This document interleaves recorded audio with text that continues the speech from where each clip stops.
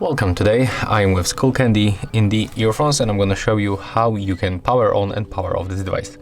So as you can see, currently we are connected with our phone. So how to power off? You have to click and hold both earphones, keep holding,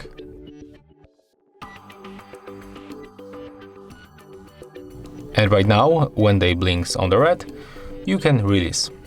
As you can see right now, our device is power off. To turn it off, to turn it on, just do the same, click and hold and take a look on the indicators. It blinks, so we can release, and after a few seconds we'll be back connected. As you can see, that's it. So yeah, that's all. If you find this video helpful, remember to leave a like, comment and subscribe.